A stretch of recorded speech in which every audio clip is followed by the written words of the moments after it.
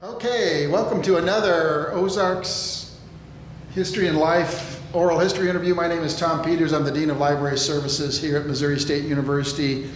Our special guest today is Gordon McCann, who's a longtime local businessman and longtime musician and appreciator of local music scene. Gordon, welcome. Thank you.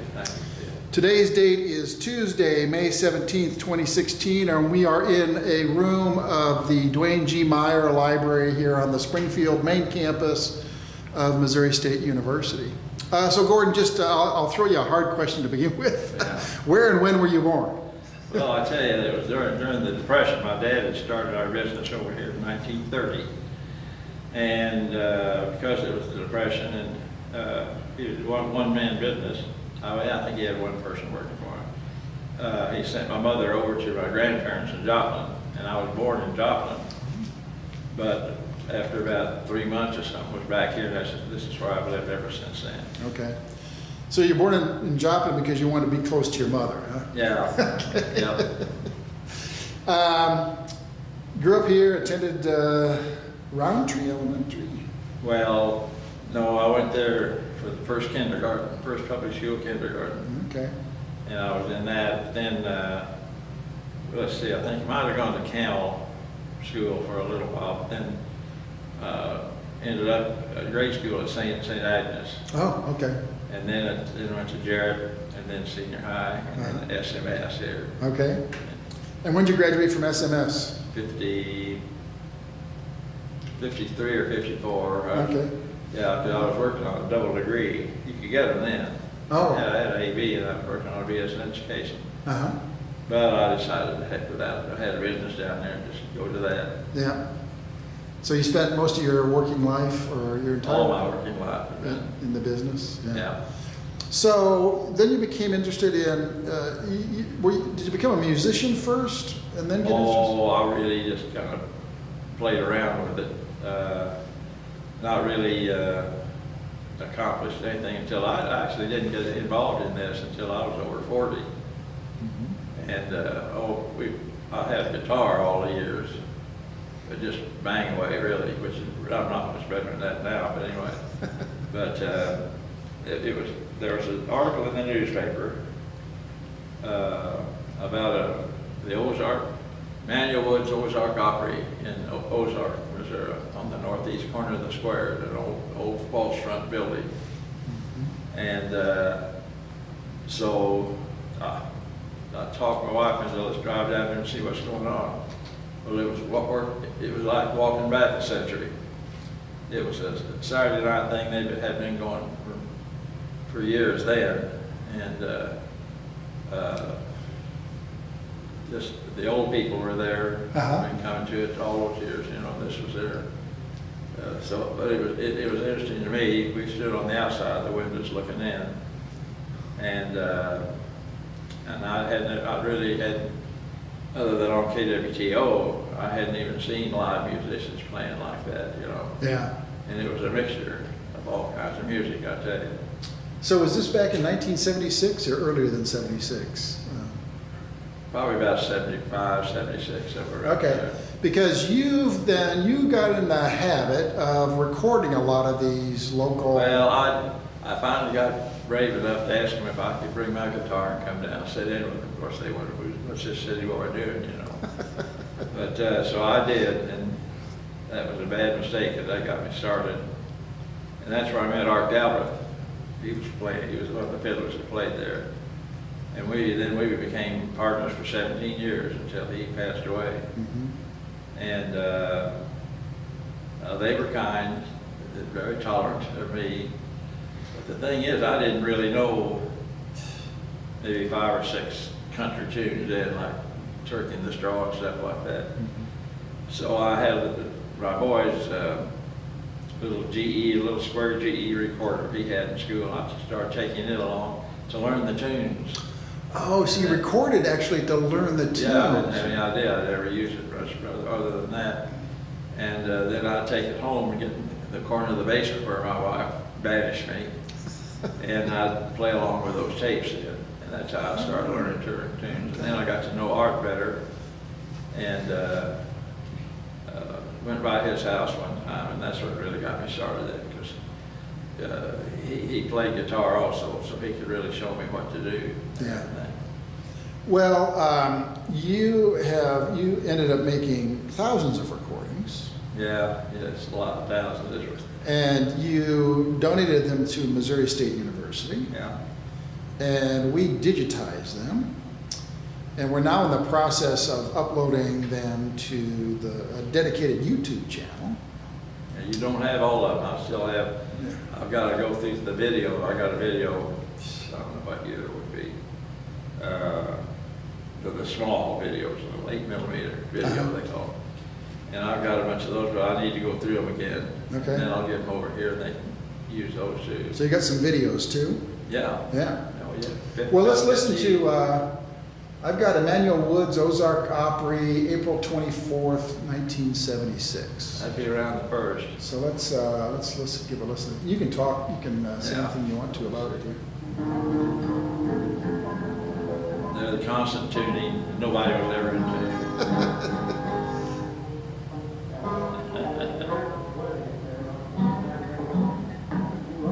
Oh, tune, tune, tune, tune.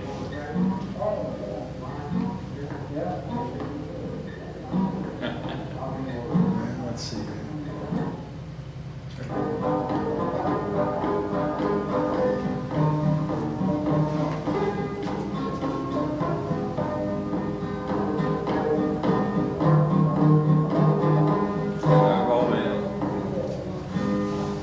Manuel played the fiddle and the banjo.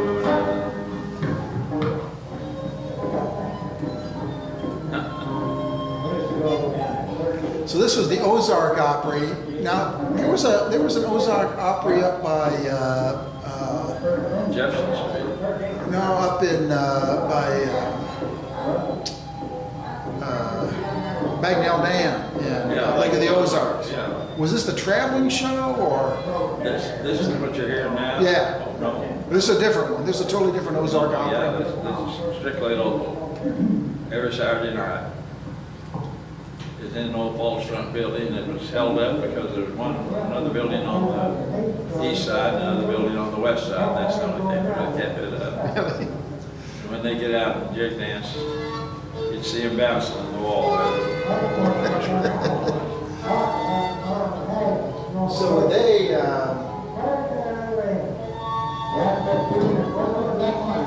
Can you describe what constitutes jig dancing?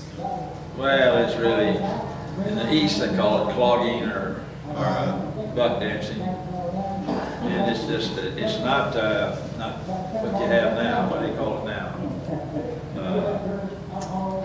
Well, but it's different. It's not choreographed. It's all individual. Families would be alike, but it was very important. How does it differ from square dancing? Is it an individual? Oh, well, it's an individual thing, yeah. Very kind of impromptu? Huh? Very impromptu, you're just... Yeah, oh yeah, well, they all had their own steps and everything. But it was a part of the square dancing. Now here's Art Galbraith on April 21st, 1976. So he eventually became your... We became partners. Partners? Yeah. Oh, yeah. Yep. That's Art. Yeah. We toured this whole country, really.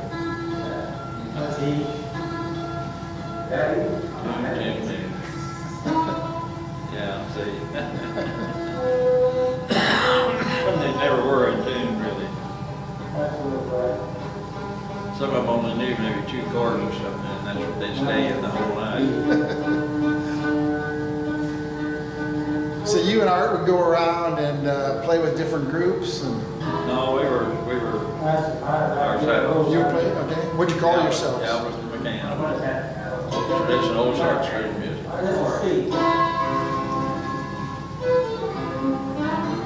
Really smooth, really smooth.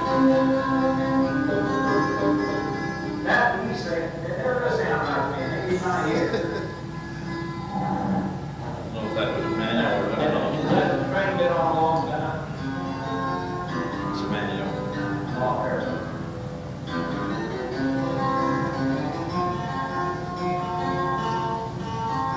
It wasn't me.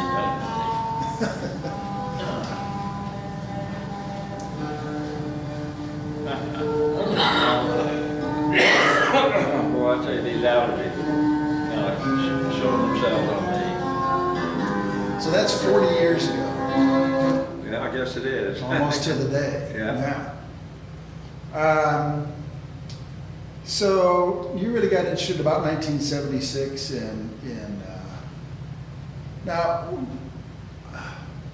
did you call it country music? Did you call it No, it's just traditional Ozark music. Ozark music? Yeah. Was it ever called hillbilly music? Did you ever call it We hillbilly? never called it that. No, Okay. no. Because I've been researching early days of KWTO and the early Well, days of course, they promoted it, you know. Yeah. They used to call it hillbilly music. Oh, yeah. Yeah, back in the 20s and 30s. Well, no, and it was up in the 40s and 50s too. Yeah. But it was because of promotion, all that type of stuff. That's Yeah. what all the rest of the country called it. Yeah. So you'd actually go around and play. Oh, well, we started off, where did we go? Let's see. We went up to St. Louis to the Frontier Folklife Festival at the Arch. And there, after the first year we went there, I've been playing with Art enough now that we were pretty much a pair. Uh-huh.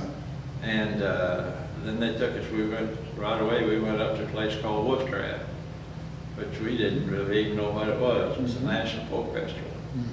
And we were there 1 year.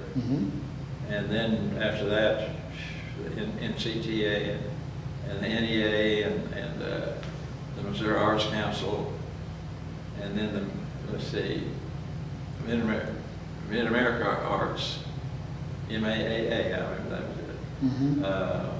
We were in that for 5 years, I think 5 years.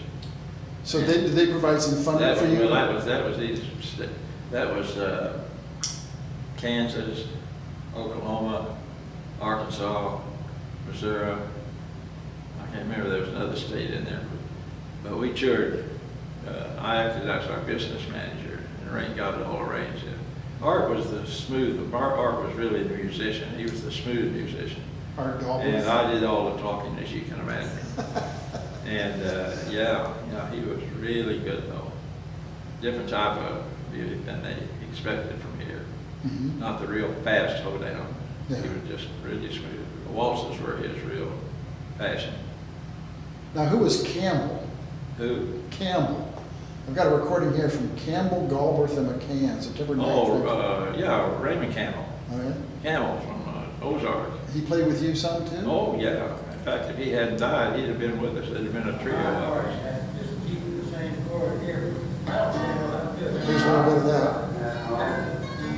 They tell me record. Oh, he's tuning.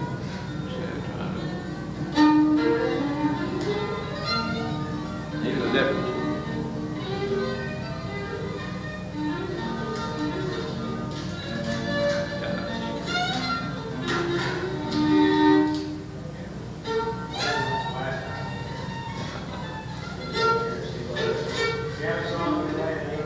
That's where I really learned to do all the guitar was from Art, who played a very smooth, slower music, then Raymond, who was mainly a lot of ragtime and that type of stuff, and then Lonnie Robertson, who was the real hoedown fiddler. He'd been professional. But all three of those guys, I'd play with them, they'd stop and say, do this, do this. They all three played guitar, which made a difference. So Robertson. Let's see if we have some of his.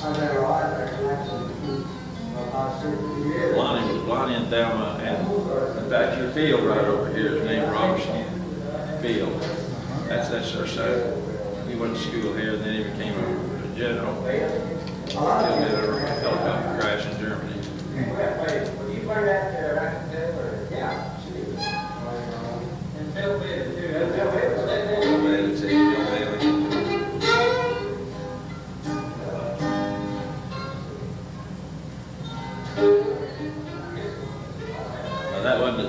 That wasn't down at Ozark. That was in my basement or one of our arts kitchen. Raymond.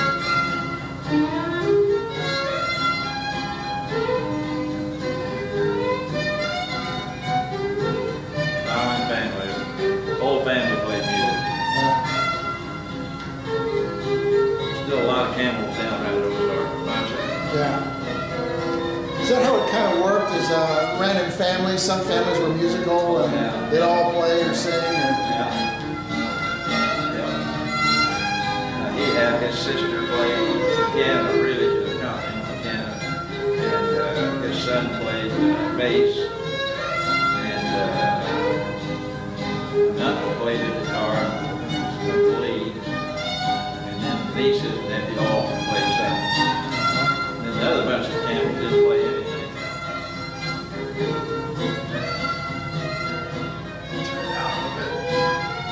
That's Raymond. He was a fine person, really nice.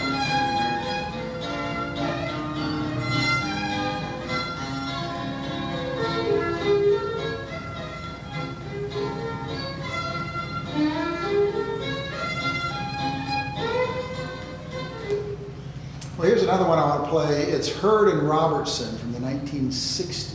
Who? Hurd and Robertson. Hurd. I'm trying to think who the Hurd is. Let's play a little bit here. James Bert Hurd. Bert Hurd? Bert Hurd. Bert Hurd? Hurd. H-E-R-D. Hurd. And Lonnie Robertson. That's one of his recordings. That's not one of mine. I don't think. That's been way back before I started playing with it. That's an old tape, I think. Yeah, 1960s. Yeah, see, that remember me. Let's see what else I can find from Robertson. Lonnie Robertson. Is that how they pull it up, that way? Yeah. See, we've got over 400 uploaded Yeah. already. Yeah. Let's see here.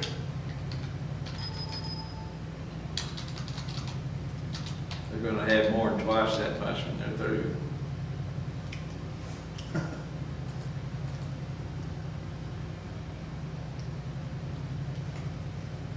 Here's Robertson and Powell, 1970. Yeah, that's before me. Here's Robertson, Galbraith, Lawson, Jones, and McCann. Yeah, that's one of the Joneses from Ozark County. January 8th of 1977. Yeah, yeah. That's probably at Lonnie's house. It's over here on Benton Avenue, across the street from Jubilee.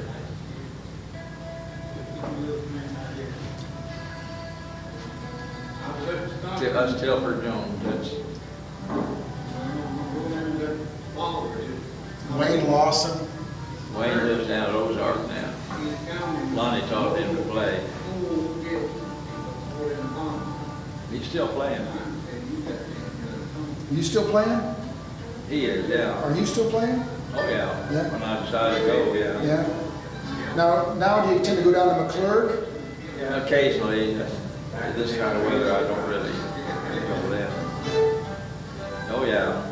They're all old timers. Let's see the two other old timers that are still playing down there. Yeah. Alvy Doones, who was Bob Holt's guitar player, and then J.R. Johnson. He's kind of played with a lot of them down there. Plays the banjo. Uh-huh. Yeah. We're the old folks. I'm the young one of that group. Yeah. So you said KWTO, what kind of influence did KWTO have on you? I wouldn't be even close to being able to do that. Yeah, but did you listen to KWTO? Yeah, my aunt was on KWTO. Was she? She played the organ and the piano and arranged these tunes for a lot of them. Uh-huh. What was her name? Charlotte Wood, then she became McCann. Uh-huh. Charlotte Wood? But yeah, he brought her down from St. Joe, and then she also toured with Weaver Brothers and Elvira for about 3 years. Really? Yeah, she was a trio, Yeah. 3 girls that sang. Yeah. Did you ever get to see the Weaver Brothers and Elvira? Oh yeah, I went to junior high with two of their boys. Really? Yeah, Jared. Yeah. Uh-huh. Yeah, I used to see him a lot. I can't remember, see this short-term memory stuff. Billy Weaver was one of them. Wild Hair. Wild Hair? Yeah, wild person. He was a wild man? Yeah, he's pretty wild. Yeah. They lived out in that rock rock house, the old Herr mansion out there Yeah. on James River. Yep. That's where they lived. Yeah. Do you know when they bought that house? No, would have been in the 40s. Oh, okay. I'm sure it would have been. Uh-huh.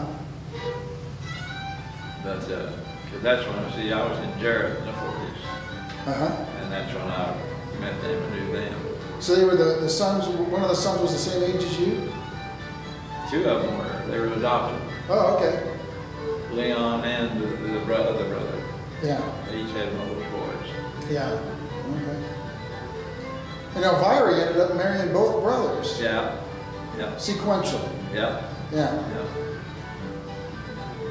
Did you ever see any of their movies? yeah, oh yeah, Yeah. yeah. I don't remember ever seeing her except maybe on stage or something. Uh-huh. But the fathers adopted, they'd pick them up in their cars, you know. And we knew who they were. They were pretty popular at that time. Yeah. Did you ever visit them down at the old rock house? Killarney Cliffs? Well, I never went down there. Never went down there? Yeah, I went up there one time I was riding with Bill, and but I'd say I think that was maybe high school age. Yeah, it was. Uh-huh. But I don't remember him going to high school here. He may have gone to some school. I don't know. Well, at some point they moved out to Hollywood because Yeah, I probably did. Want to Yeah. get out in the There was motion a bunch of picture movies business. there. Yeah. Now that's Lonnie playing. Fast, see. He was up tempo. Yeah, well, that's what they wanted. That push happened there. So this is in Lonnie's home. That's what? This is in Lonnie's home. At Lonnie's home. Yeah. Yeah, Yeah. yeah, it's over there on Benton. Where, in the kitchen, or where would you play? Kitchen, yeah. Yeah, that's where kitchen acoustics were better. That's Uh-huh. where we usually played most of the stuff. So did you, what was it, kind of a typical night? Would you get together for supper and then start playing? No, we wouldn't eat. Uh-huh. Usually just come by. And Uh-huh. a lot of it was during the day. Too. Oh, really, during the day? Yeah, Saturday or Sunday. And at night though, like we might go to Art's house at night or to Lonnie's. Lord, they've been gone a long time now. Lonnie died, she's 88, I think, or something like that. Yeah. And Art died in 93. Mhm. But they were good musicians. Well, that's all they did. Lonnie's claim to fame was Thelma, his wife. She was blind when I knew her.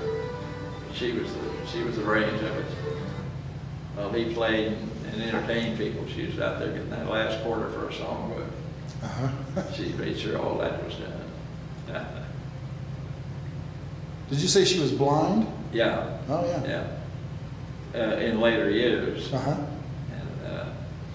And some of the relatives always said, well, Lonnie wouldn't spend the money and send her to St. Louis to the hospital to be checked or anything, you know. That's what they said. But she was an interesting person. She was a real smooth gal, really was. Real pretty and real smooth. Yeah. What was her name? Thelma, Thelma? yep. Uh-huh. She was a Jones. So when you have the Joneses on there, that's her cousins. Oh, okay. They were playing music then.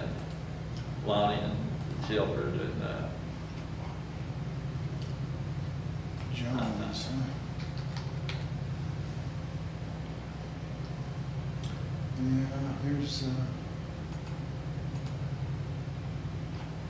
Jones and Holt, 1975. Jones what? Paul Jones and Bob Holt. Yeah, well, all right, both of them. Paul was the best of the three Jones boys as far as the fiddler. He was probably the best holding out there. And then Bob Holt, of course, was the other fiddler that was very prominent. This be one of their recordings, not mine. Yeah. These are two fiddlers. Well, no, I don't know. They may play. They probably both play fiddle. What's the date on that? 1975.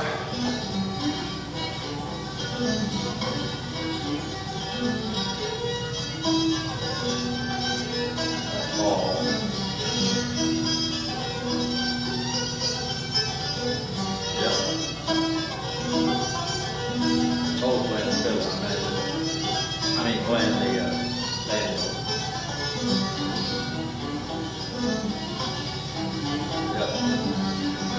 don't think you made this tape? No.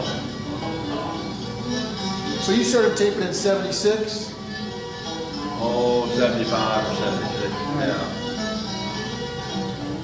I really didn't know.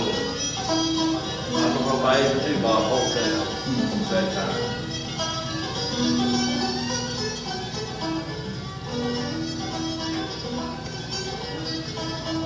Did any of these musicians ever play on the Ozark Jubilee? I don't think so. No, but Bob Walsh is the one that did, but as a guest. And none of them were ever regularly employed by the Jubilee. Yeah. I knew a lot of people that were on that. Did you ever go to the Ozark Jubilee? Yeah, I think we went one time, maybe 1 or 2 times. We'd go down, and I remember the night it started, we went down on Jefferson Street there and saw all the festivities and everything. It went over big. Yeah. Did you say you attended? Did you actually go into the theater ever? That one time, yeah. Yeah. I think once is all we ever went to it. What'd you make of it? Do you remember what it was? It was KWTO on TV, was all it was to us at that time. Then some of the big names started coming in then. Red Foley, of course, came in really boosted it there. I used to see him around. And, oh gosh, well, our business was close to it. We were about 3 or 4 blocks from it. So during the day, the restaurants around there, I'd see some of these big names in the restaurants eating, you know. And then also, some of them like Porter Wagner and, oh gosh, I can't even think of the names now. But because we had photostat machine, that's before the days of Xerox, so we could copy stuff, you know. And they'd come in and we'd do that for them. I remember Porter Wagner because he was so tall. Yeah, skinny. Yeah, tall, skinny kid. He was young. Of course, I was a tall, skinny kid too, so.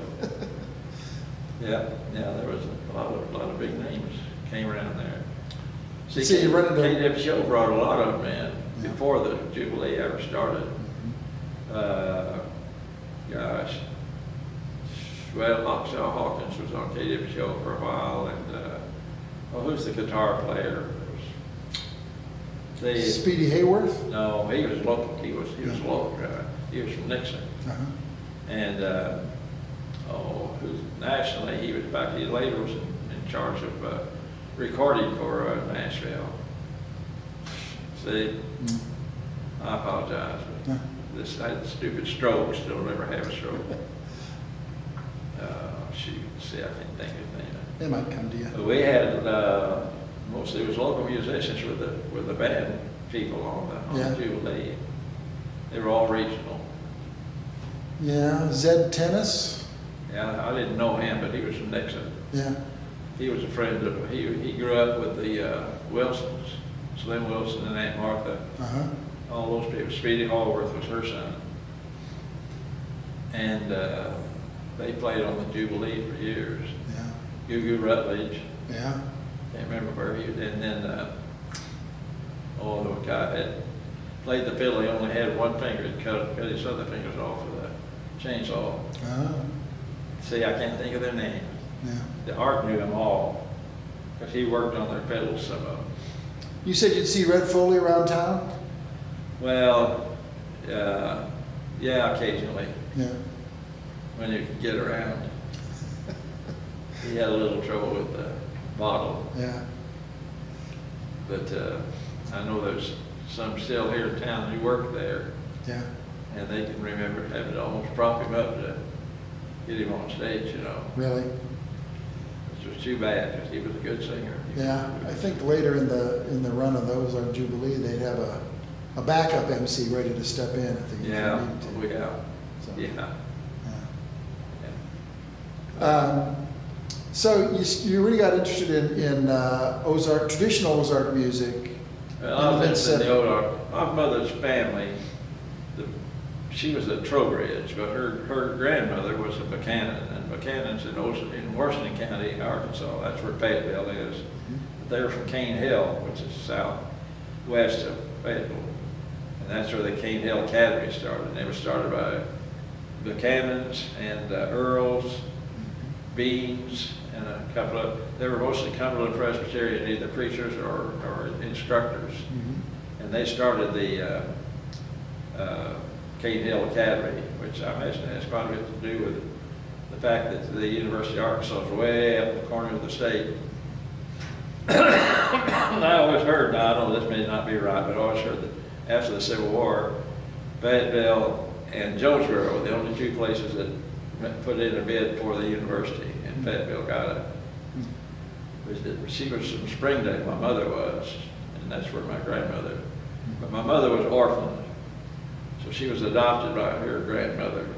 So her grandmother became my grandmother, and her mother, you know. Oh, I see. But So her grandmother adopted see, her. They were Confederates. I'm typical border state. Yeah. My mother's people were Confederate. My dad's people, my great-grandfather was 11th Illinois Cavalry. Yeah, okay. And so I'm kind of split, like most people that were raised in this part of the country were that way. Yeah. But Growing up, did people still talk about the war and? oh no, not until I made it. The Centennial brought it out again, you know. Yeah. So I had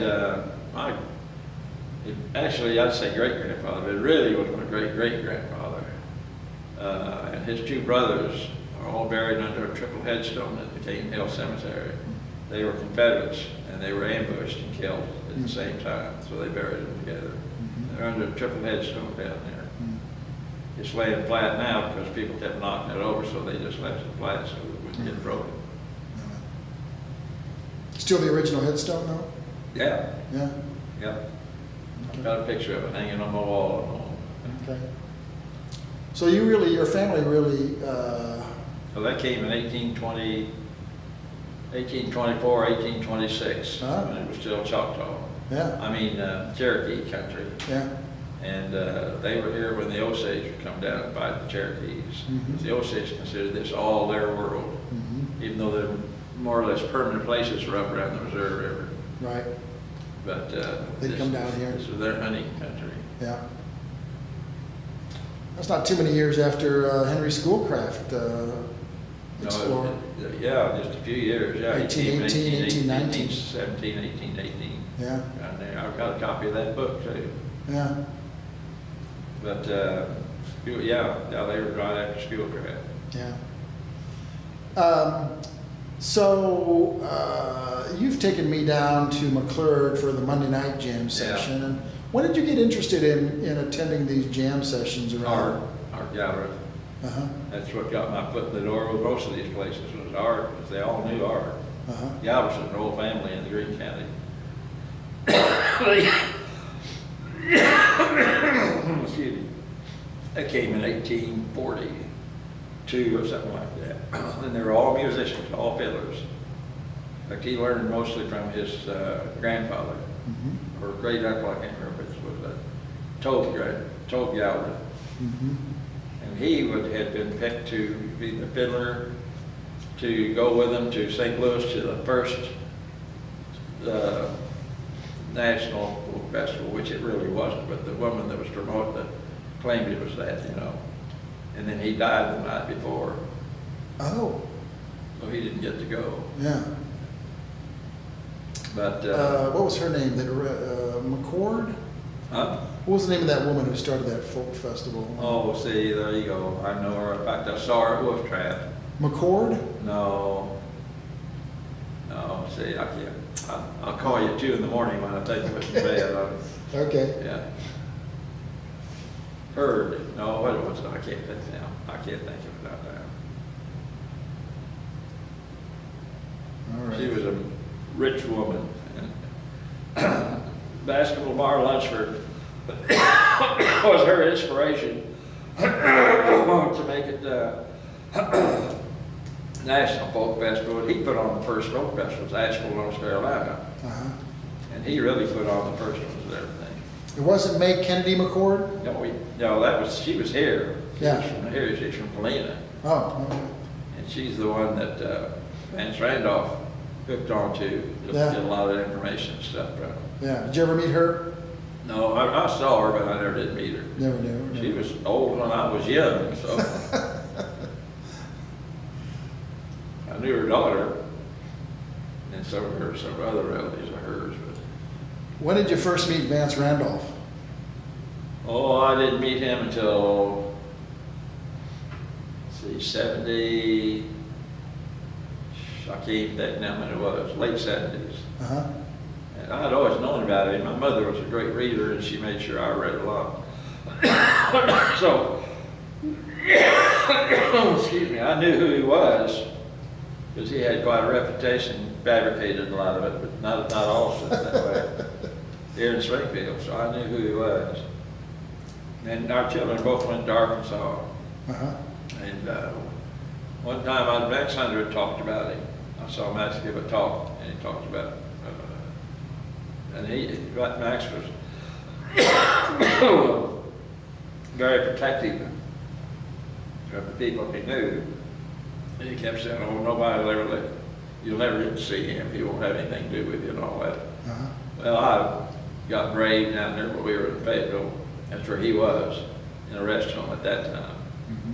Mm-hmm. Let's see, he'd be 74 probably when I met him. Uh-huh.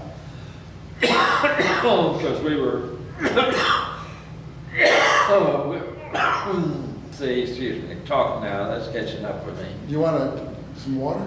Oh, I don't know if that makes any difference or not. It's that stupid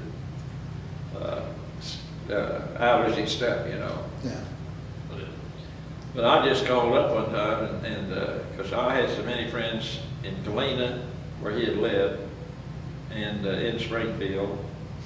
And so we had common acquaintances, you know. And I asked to come out. Yeah, come on, he said. So I went out to this little rest home, just the south edge of the campus. And he and Mary, his wife, Mary Parler, Mary Celestia Parler, were in the same room there. Mm-hmm. And we hit it off. And we became very close friends. And that's when I started helping him with that supplement. Yeah. So you worked a long time with... 6 years. Yeah. Oh, he died in 80. Uh-huh. 1980 is when he died. Excuse me. So this was pre-computer? Pretty much. Yeah. Oh, yeah. In fact, I gave the preliminary material to the archive here Yeah. just a couple of weeks ago. Yep. And a lot of his comments are in there, you know. Yeah. So how'd you work together? Did you... Well, he was out there in limbo. It was just a shame. You know, that closely. He was about a quarter of a mile south of the university. And he was just in the rest home. Mm-hmm. And the only time any professors would come out there was to see Mary, mainly, because she had been on the faculty for a number of years. And I really should not have been the one to do that book with him. Should have been some scholar on the campus, but nobody else was helping him. So I went back home after that first meeting. I sent him a list of the books I had that weren't in that volume 1 that he did. And I had like 70 or 80 books that he had. And I got a letter right away. You know, would you trust me to read these and all that? And that's what got us started. Mm-hmm. So I started getting him books. And when I would go into some of these towns, I was on the road then, and I'd go by the libraries of these little towns and check out what I could for him to read. Mm-hmm. And then one time, he said, he told me, you go ahead and write what you want to about this book. And I thought, what in the world? He asking me to do this writing, but when I did it, he'd forgotten he'd written one on it, and we said almost the same thing, so that gave me some confidence. Well, then I started. He would give a general review of a book, and And then I would split it up into the different categories we had in that second volume, you know. Uh-huh. And so that's how we worked on that second. So And then basically, you were looking for any books about Ozark's history and life Yeah, that hadn't been covered in his first yeah. annotated yeah. biography. Yeah, I had a lot of books he'd never heard of Really? that I picked up over the years. Yeah. And but it was, and of course, since I was not an academic, a lot of disdain for me doing that. But some of the ones that really wanted to count made it okay. When Scott was down here in Arkansas did his biography, he gave me a good write-up in the Journal of American Folklore. Mm-hmm. So that kind of helped. So was Vance Randolph, he didn't get any respect from the real academics? Oh, he really, well, here on your campus, I know some of the ones here, just thought he was the most terrible man. Of course, he had a reputation. And then when he came out with Pits, which was pissing in the snow, Yeah. and they thought, oh, he just wrote a book of dirty stories. Well, that was one of the last books. He made more money off of it than any book he had. But what that was, really, was most of the stuff that had been blue penciled out of his other works. Hmm. And University of Illinois Press was the one that published it. Mm-hmm. And so that's still a popular book. But he had sort of a bad reputation? Oh, well, it was fabricated. I think it was enlarged too. It wasn't as bad. I tell people, now I worked with him for 6 years. And I never heard him speak vulgar about anything unless it was a joke he would tell. Mm-hmm. And, or even the cussing. I never did hear any flagrant cussing, or anything. Mm-hmm. And they don't believe me, but it's the truth. Mm-hmm. Unless he was telling a dirty joke or something, he might use Yeah. a bad word as whole. Right. But he was just relating the joke. That Yeah, that wasn't. yeah. Yeah. So did you travel around with him at all? Oh, no, I never saw him out of the rest of them. Really? Okay. I only saw him in clothes, street clothes, 2 times. And both times he was sitting in a wheelchair getting ready to go to the doctor. Hmm. And that's the only time I ever saw him dressed. So most of the times he was just in pajamas? Yeah, laying in his bed. Really? What was, did he have a health issue? Oh, Lord, heart, and I don't know what all that was. Heart was kind of the main thing, I think. But that rest home, the room was, shoot, about the size of 4 or 5 closets put together. It was a real small room. Uh-huh. And I know one story that Cochran wrote about in his, I learned more about his wife from Bob Cochran's book than I did ever myself, From him, yeah. Yeah. Excuse me. But there was this, one of the aides out there, her father was a Pentecostal preacher, and all Sundays he'd always come out and visit people. And he was in Vance's room one time. I heard about this, but it was 2 or 3 days later, but Cochran wrote in his book. And Vance would say, oh, this food's terrible, just terrible. And this preacher said, well, now, Mr. Randolph, it won't be long, you'll be having your meals with Jesus. And he said, oh, good, I always liked Jewish food. That was his humor. That's kind of a typical Randolph thing. So when you met with him, it was always just, he was sort of all business. He didn't talk about the old times or... Oh, yeah, I got 90 hours of tape. Oh, yeah. Wait, yeah, about 90 hours of tape, I think it is. Just him talking? Well, us discussing books, and then a lot of conversation about people in Galena, the Shorts family, and some other people in Springfield, yeah, there's quite a bit in that stuff. Yeah. Mm-hmm. But some of they're retired now, so part of your faculty thought he's just terrible. They wouldn't have that stuff on this campus, Well, that's a little ridiculous, Mm-hmm. They thought it was lowbrow or? Yeah. No.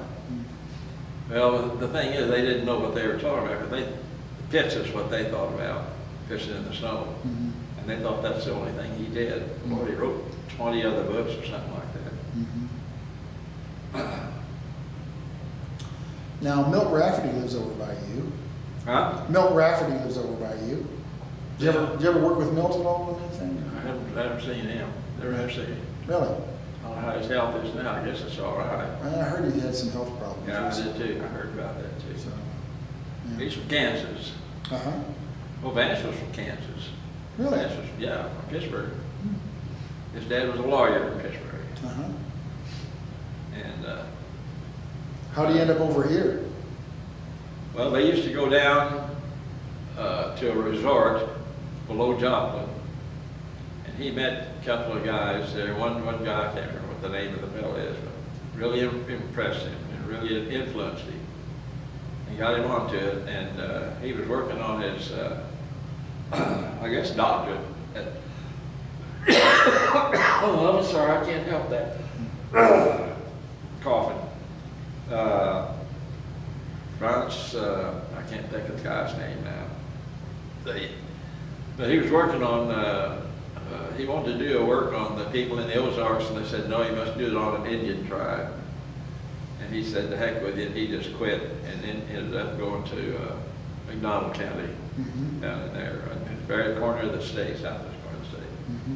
And then he met a woman there, Marie Wilbur, I think that was her name, and married her. Her dad was a doctor there, but she really knew the folklore stuff, you know, and so he married her. That really got him started then. So really, kind of his wife got him going on the... Really, well, God Ozarks really filmed him in then. Yeah. He was already working on that stuff. And I don't know, now I gotta watch it, I'll try to start quoting stuff, but I'll probably be wrong on a lot of things. So my short memory here. But, So he pretty much spent his entire adult life sort of collecting and documenting yeah. Ozarks folklore. Yeah.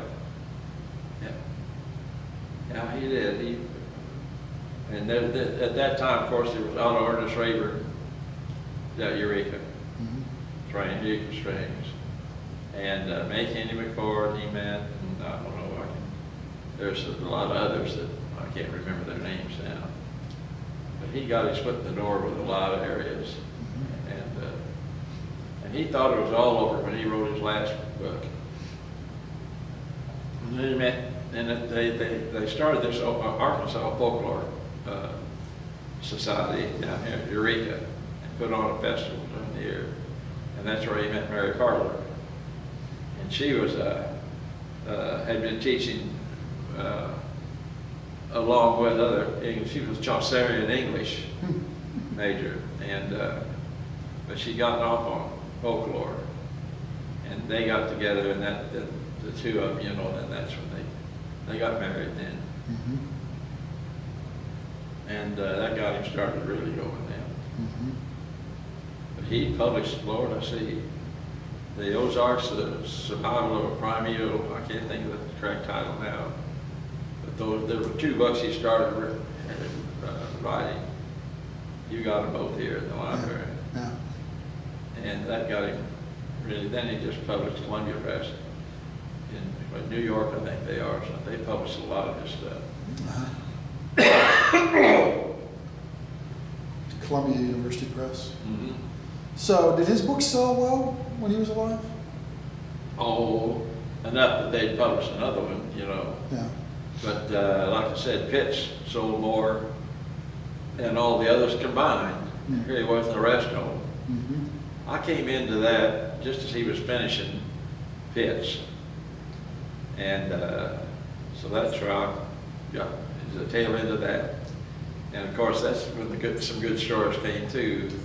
The title, and he told the University, Illinois didn't want to use that title. He said, no, you're not going to do it if you don't use the title, because that's his favorite story. Yeah. And so they would, and still, was magazines won't print the whole title. The P, blank, in the snow, you know. They had a guy, one of the best stories I heard was a fellow in Rogers, Arkansas. A guy came in the bookstore and asked for Tinkley in the snow. But he had a bunch of that. Then he wrote another one. He was compiling another one. I still have a copy of it. That I won't even repeat the title he wanted for it, because they wouldn't have done it, I'm pretty sure. Was that ever published, the second? No. In fact, Herbert Howard, who was a nationally known national folklore person, they mainly worked down in South Mississippi and all that. Yeah. And he has, I think, still has the original. I have a copy, and he has a copy. He died. In fact, the sad thing was, I called up to talk to him, and Letty, his wife, Letty, I said, I'll speak to Herbert. Is he there? He died last night. I thought, boy, I have all the time to call somebody, you know. Yeah. And she was real nice. Yeah. But I got to know him pretty well. He sent me a lot of good material. Yeah. But he had a copy of that unpublished manuscript, and you have a copy of that unpublished manuscript? Oh, yeah. Yeah. But I'm not going to probably let anybody else have it. We'll let that one just drift away. Yeah. You've read it, though? Oh, yeah. In fact, I've contributed a few stories in it. Yeah. Yeah. Yeah. Oh, I read it. Gosh, yeah. Sometime if that isn't on, I'll tell you what the title was going to be. Not many people know that. Yeah. So, back to the Ozarks traditional music. It really became a lifelong interest of yours to go around. Well, yeah. And the Ozarks, anyway, you know. Yeah. Especially since my mother was so much into Arkansas. Mm-hmm. And then on the McCann side, I've got a lot of stuff that's yet to be published. My great grandmother, there was a family in southeast Kansas named the Bender family. They had a little hostel, a little stopping place there on the main Fort Scott Road, I think, going south. And what they would do, they'd have people come in to stay, and they'd set them down at this table to eat, and they'd have a canvas right against them. And then one of the men was back there with a sledgehammer. And when they finally found out what they'd been doing, they skipped out. They found either 14 or 16 graves out behind their house. Wow. And they said, no telling how many more out on the prairie there around Cherryville, Kansas. Uh-huh. So they just She lure had travelers in and kill them and rob them? Yeah. Take the horses and buggies, sell them, you know. Yeah. But they killed the, I can't remember if he was the doctor or the brother was. The brother was a very prominent person down there. And that's when they really started looking and started hearing stories, and the neighbors wondered what was going on. Mm-hmm. But she got it in her mind in McPherson, Kansas, that the washer girl she had, the girl who did her wash and everything, was Kate Bender, who had been the girl in the family. And of course, the state also offered a $2,000 reward, but that wasn't the reason she said she did it. But she even in the 1880s, now 1888, she even followed this woman. This woman and her mother, the old woman, left and went north back to Michigan. And she went back to Michigan too, my great-grandmother did. And had disguises and everything, and actually caused their being brought back to Oswego, Kansas to stand trial as Kate Bender and her mother. And they got off, but I've got all that material. I've got boxes of it. They got off on a technicality, or what they get off on?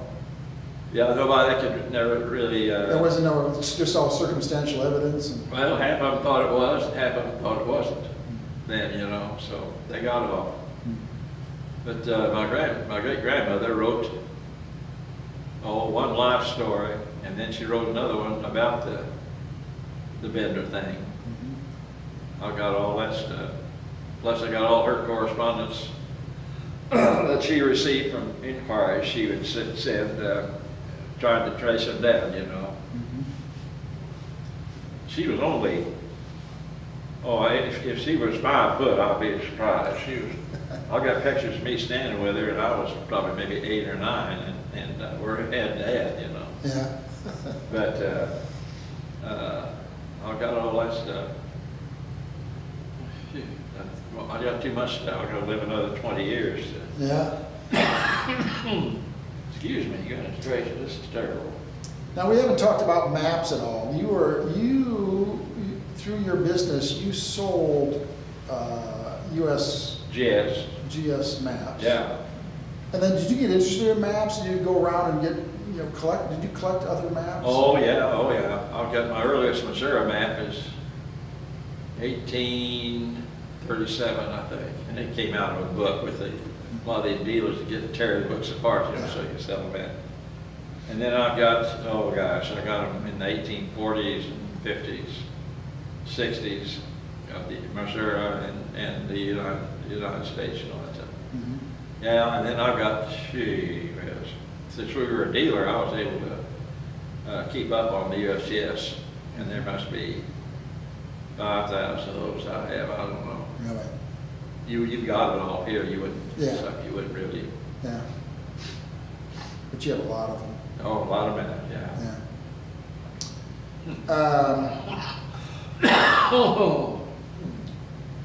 So when you think of the Ozarks, do you think of it as a unified region? Arkansas, Missouri? Yeah, oh yeah, yeah, there's Eastern no state line. There's no As state far as line. my interest, it's Yeah. either side. Yeah, it's really the Ozarks as a region is your Yeah, yeah, interest, yeah. And I don't go, well, actually, I even, over the years, I've learned a lot more, between I-44 and I-70 is the German area.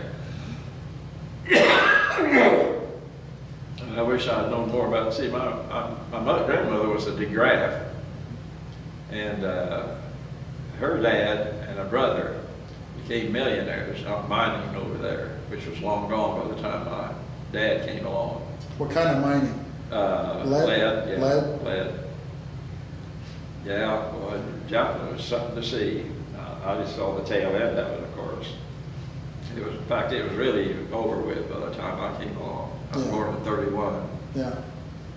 How long did you live in Joplin? 3 months maybe. So you don't remember living in Joplin? Oh, yeah, I remember going over to visit my grandmother. Oh, right, yeah. Oh, yeah, I was over there a lot Yeah. as I got older. Yeah. Yeah. Did you travel on 66 to go visit? Yeah. They gave me all the stops that are gone now, most of them. Yeah. Do you remember taking that trip? And, Oh, yeah. Yeah. Yeah. Stop for lunch someplace or? Oh, usually my dad would maybe speed up to 50 if the highway was straight. Otherwise, he was going probably about 45 or so. But sometimes they'd take me to a place called Halfway, which is where 39 crosses 66. And there, my grandparents would pick me up, take me on to stay a couple of weeks. Oh, really? Oh, yeah. My mother had a fit. She didn't know, but we used to go out. Good Lord. We used to go out and play in the chat piles, out there. Yeah. There used to be enormous piles of chat. They've all gone. I've used them, sold them for construction and highways and everything. Yeah. Oh, I have a lot of memories of Joplin, lots of them. Yeah. And then my mother, when she got to be a teenager, she was moved up to be with my aunt, a great aunt, at Carthage. Davy was her name. Mhm. And in fact, then also a brother was there too, Lucius Buchanan, who was a millionaire. And in fact, his home is where Missouri Southern is now. Oh. That's where she used to stay a lot. Was he a mining? Huh? Did he make his money in mining or? Yeah, it done a lot of stuff, the stockyards and all that kind of stuff, yeah. Yeah. But there's a whole clan of them buried over in Mount Hope Cemetery. I think the Mount Hope's what it's called. Mhm. So I'm still involved over with Carthage and Joplin. Mhm.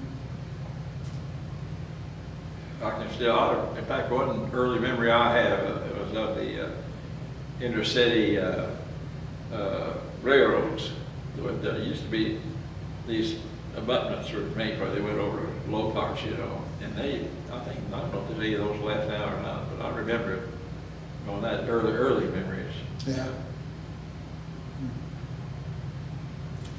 Well, we've been speaking with Gordon McCann about different aspects of Ozarks history and life. Gordon, thank you very much.